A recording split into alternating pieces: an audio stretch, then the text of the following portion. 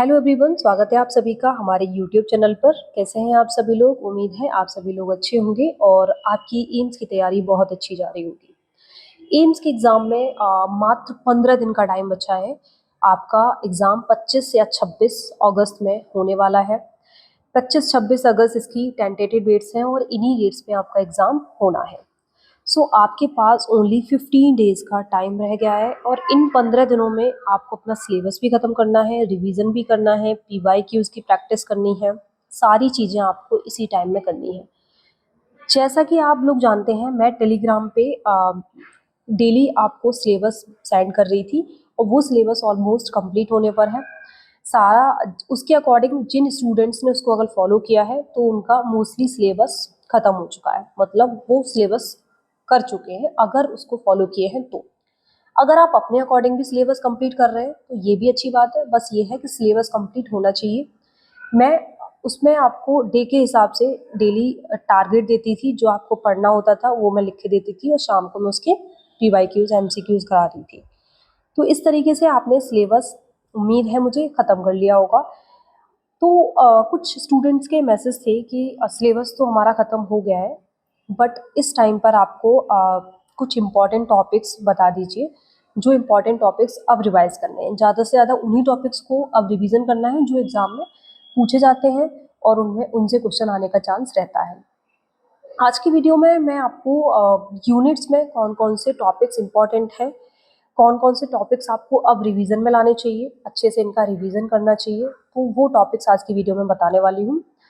दूसरा मेरा सजेशन ये है कि सपोज़ आपने कोई टॉपिक किया और वो टॉपिक आपको कितना क्लियर हुआ है, वो आपका आप अगर उस टॉपिक के, पर्टिकुलर टॉपिक के आप एमसीक्यूज़ कर लेते हैं, आप 20 एमसीक्यूज़ भी उस पर्टिकुलर टॉपिक के कर लेते हैं। सपोज़ आपका टॉपिक है ईएसआर। अब ईएसआर में, वैसे ईएसआर बहुत आसान है, बच्चों को लगता होगा ईज़ी है, बट किन केसेस में बढ़ रहा है, किन में कम हो रहा है, ये थोड़ा-सा बढ़ जाता है इसका लेवल। तो ये क्लियर आपका होता है जब आप ईएसआर के मिनिमम आप 20-25 या 40-50 क्वेश्चन आप ईएसआर के लगा लेते हैं। अगर आपने ये सारे टॉपिक के इतने सारे एमसीक्यूज़ लगा लिए, दैट मीन्स वो एमसीक्यूज़ आपके सारे हो गए हैं, आपका कोई भी डाउट नहीं है, तो वो ईएसआर आपका पक्का हो गया, मतलब आपको अच्छे से टॉपिक आ चुका है। अब ईएसआर पे कोई क्वेश्चन पूछा जाएगा तो लैब के हिसाब से आपका क्वेश्चन गलत नहीं होगा। इसलिए आपको कोई भी टॉपिक पूरा करने से पहले उसकी पर्टिकुलर टॉपिक के एमसीक्यूज़ लगाना ज़रूरी होता है। ये एमसीक्यूज़ ये बताते हैं कि आपका टॉपिक कितना क्लियर हुआ है। तो आज क्या इम्पोर्टेंट टॉपिक्स आपको इन 15 दिनों में रिवाइज़ करने हैं, वो टॉपिक्स हम लोग देख लेते हैं। तो सबसे पहले हमारा यूनिट्स है anatomy and physiology. Anatomy physiology में आपको क्या करना है? वैसे तो एनाटॉमी फिजियो से क्वेश्चंस पूछे जाते हैं, एम्स में भी क्वेश्चन आए थे, जैसे कि मैं पहले भी वीडियो अपलोड कर चुकी हूँ, एनाटॉमी से कितने क्वेश्चन आए थे वो मैं आपको बता चुकी हूँ। तो इसमें आपको अभी लास्ट टाइम पे कौन-कौन से टॉपिक रिवाइज़ करने हैं? आपको सेल के बारे में पूरा पढ़ना है, टिश्यू के बारे में, आपको टिश्यू के कितने टाइप्स हैं वो सारा आप विद एग्जाम्पल इसको पढ़िएगा। दूसरा, आप डाइजेस्टिव सिस्टम में जो जो एंजाइम्स यूज़ होते हैं वो पूरा कर लीजिएगा। डाइजेस्टिव सिस्टम में आपके जो एब्डोमिनल पे जो लेयर्स हैं वो पूरी आप याद कर लीजिएगा। रेस्पिरेटरी सिस्टम में आप लंग्स के बारे में, और रेस्पिरेटरी सिस्टम में जो पल्मोनरी वेन्स, पल्मोनरी आर्टरी से जो ब्लड जा रहा है, प्योर हो रहा है, हार्ट तक जा रहा है, ये पूरा सिस्टम आप अच्छे से क्लियर कर लीजिएगा। ये आई होप सो आप 12th 11th में ये बहुत अच्छे से ये सारी चीज़ें बेसिक्स आप करके आ चुके हैं। अगर हुआ नहीं है तो अब देखो कोई फ़ायदा नहीं है, 15 दिन का टाइम है, तो इस पे आप इतना प्रेशर मत लीजिएगा कि आपसे ये नहीं आ रहा, वो नहीं आ रहा, जितना आ रहा है उसको अच्छे से कर लो। नेक्स्ट, आप इसमें हार्ट को अच्छे से कर लीजिए, हार्ट की पूरी फंक्शनिंग, हार्ट का चैम्बर, जितने चैम्बर हैं उनमें ब्लड आ रहा है तो किस कहाँ से कहाँ जा रहा है, वो सारी चीज़ें आप इसमें हार्ट में पढ़ लीजिएगा। दूसरा, आप मसल्स के बारे में पूरा पढ़ना। मसल्स से एक क्वेश्चन पूछा भी गया था एम्स में, तो आप मसल के बारे में पूरा पढ़ना और आप हार्मोन्स के बारे में पढ़ लीजिएगा। जितने भी हमारे बॉडी में हार्मोन्स हैं, जो हमारे ग्लैंड से सिक्रीट हो रहे हैं, वो किस हार्मोन, कौन सा हार्मोन कहाँ से सिक्रीट हो रहा है, और पिट्यूटरी ग्लैंड का क्या रोल है, सारी चीज़ें आप ग्लैंड और सारे हार्मोन्स अच्छे से याद कर लीजिएगा। एक और टॉपिक आता है इसमें, रेटिकुलो एंडोथेलियल सिस्टम के बारे में भी आप पढ़ लेना। तो आप एनाटॉमी फिजियोलॉजी में लास्ट टाइम पे आप इन टॉपिक्स को अच्छे से रिवाइज करके जाइएगा। नेक्स्ट है आपका clinical path lab. Clinical pathology में आपको क्या पढ़ना है? क्लिनिकल पैथोलॉजी में आप यूरिन एग्जामिनेशन में आप फिजिकल, केमिकल, माइक्रोस्कोपिक, इन तीनों में कौन कौन से पैरामीटर्स को आप चेक करते हो, इन डिटेल में आपको यूरिन का पढ़ना है, यूरिन से क्वेश्चन बनते हैं। दूसरा आपको स्टूल एग्जामिनेशन पढ़ना है। थर्ड आपको CSF एनालिसिस पूरा करना है, और अदर बॉडी फ्लूइड्स भी हैं like sciatic fluid, pleural fluid, synovial fluid, ये सारे फ्लूइड आप अच्छे से पढ़ लीजिएगा। और साइनोवियल फ्लूइड से एम्स CRE 2024 में 2 क्वेश्चन पूछे गए थे, तो ये भी इम्पॉर्टेंट है। नेक्स्ट इसमें आप सीमन एनालिसिस अच्छे से कर लीजिएगा, और एक और है स्प्यूटम के बारे में भी अच्छे से पढ़ लेना। स्प्यूटम में किस कलर का स्प्यूटम किस डिजीज में आता है, ये पहले क्वेश्चन पूछा गया है आपका UPNHM में, तो आप इसको भी एक बार अच्छे से याद कर लेना। नेक्स्ट इसमें आप हेमेटोलॉजी के बारे में देख लीजिए। हेमेटोलॉजी में आप क्या क्या पढ़ना है? Introduction of blood and formation of blood. Blood के जितने भी कंपोनेंट्स हैं, आपकी RBCs, WBCs, प्लेटलेट, वो कैसे बन रही हैं, बोन मैरो से कैसे सेल्स हमारी बन रही हैं, उनकी पूरी प्रोसेस, पूरा सब कुछ आपको डिटेल में पढ़ना है। हीमोग्लोबिन में कितने मेथड होते हैं, हीमोग्लोबिन के मेथड, किस मेथड में क्या रिएक्शन है, वो सारा कर लीजिएगा। नेक्स्ट सेल काउंटिंग, जो सेल काउंटर आप लैब्स में यूज़ करते हैं वो किस मेथड पे काम कर रहे हैं। DLC, ESR, HCT, red cell indices and AEC, OFT, G6PD and sickling test, ये सारे छोटे छोटे टॉपिक्स हैं, इनको आप अच्छे से पढ़ना। एक और है आपका रेडी काउंट, इन सबको, इनमें क्या क्या स्टेन यूज़ किया जा रहा है, इनसे हम क्या देख रहे हैं, वो सारी चीज़ें अच्छे से पढ़ना। नेक्स्ट इसमें आप कोएगुलेशन के बारे में PTINR, APTT और डी डायमर टेस्ट, इनमें ये PT कब बढ़ जाता है, विटामिन K से क्या रिलेशन है, वो सारा कुछ डिटेल में आप याद करना। एक और इसमें आप एनीमिया एंड ल्यूकेमिया भी एग्जाम में ल्यूकेमिया से पहले क्वेश्चन पूछे गए हैं, तो ये भी टॉपिक्स इंपॉर्टेंट है।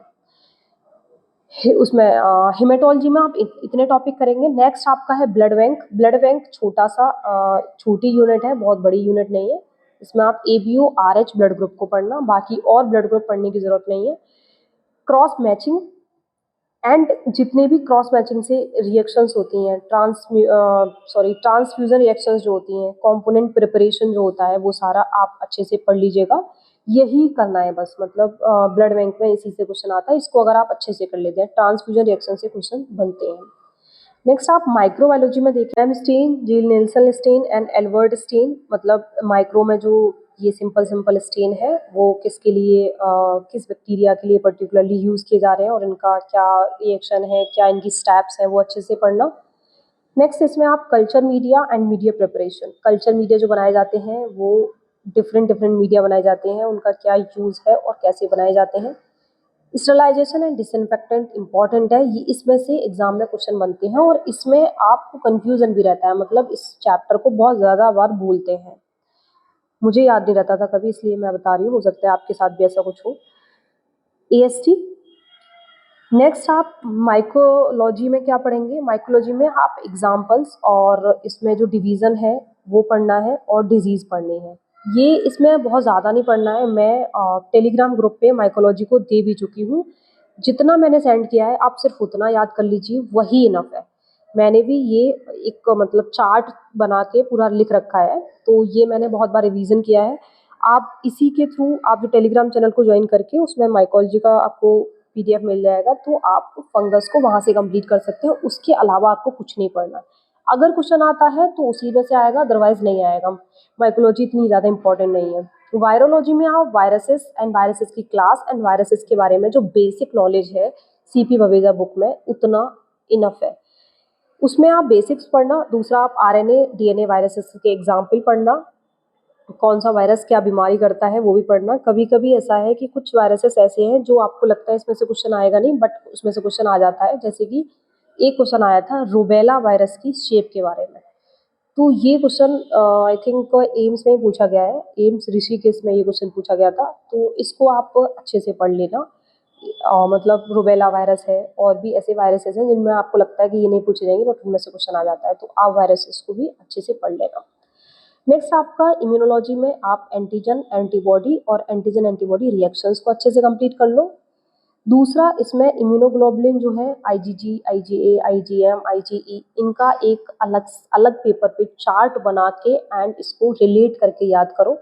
इसमें से क्वेश्चन बहुत पूछे जाते हैं। इसमें कुछ एडिशनल भी है, मतलब सीपी बवेजा बुक से कुछ एडिशनल भी याद करना होता है, वो मैं आपको सेंड कर दूंगी टेलीग्राम पे, वहां से आप अच्छे से कर लेना। दूसरा इसमें आप ELISA, RIA and rapid test जितने भी हमारे लैब में लगते हैं, हेपेटाइटिस के, hepatitis B, hepatitis C and HIV, malaria test, typhoid test, तो रैपिड टेस्ट में किस मेथड पे ये काम कर रहे हैं ये आप अच्छे से याद कर लेना। ये मैंने टेलीग्राम पे सेंड भी किया है। इसकी पूरी प्रोसेस मैंने लिख रखी है, बट आपको सिर्फ इसमें मेथड का नेम याद रखना है, वो आप याद कर लेना।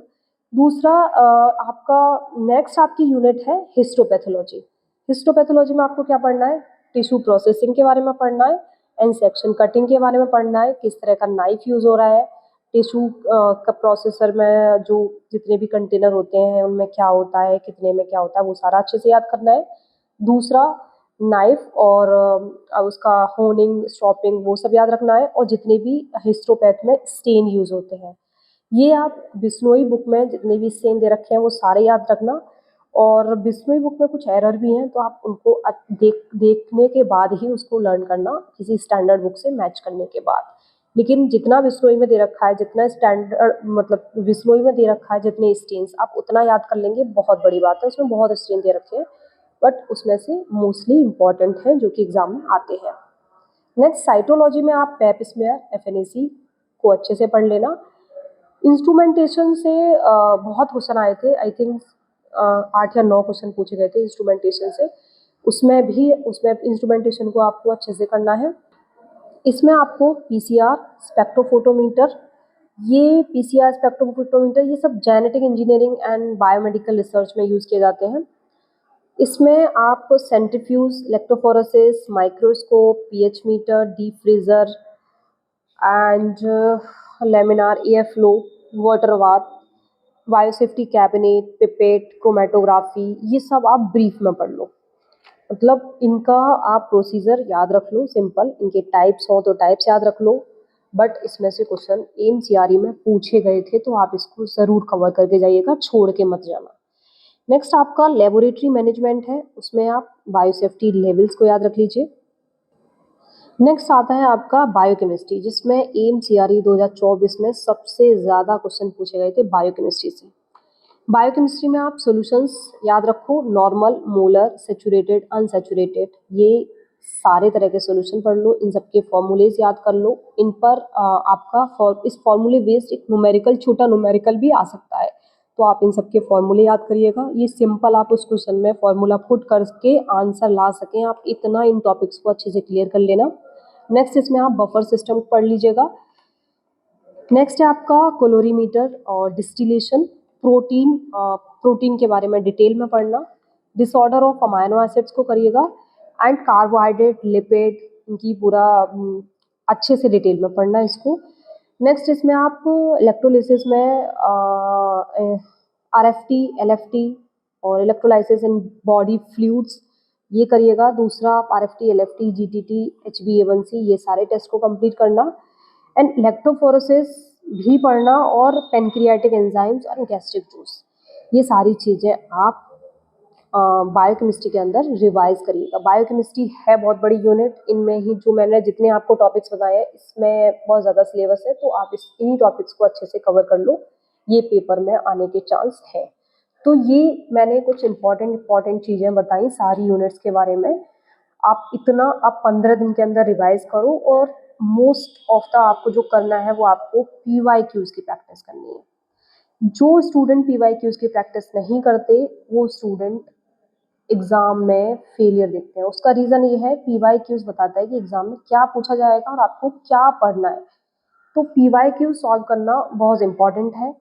दूसरा, आप स्टार्टिंग फेज में हैं, आप बिगिनर हैं, तब आपको कोई टॉपिक पढ़ा, उस पर आप एक टॉपिक पे बहुत सारे एमसीक्यूज, 200, 250, 500 एमसीक्यूज लगा रहे हैं, तो ये भी एक अच्छी बात है, बट इतना आप टाइम नहीं है।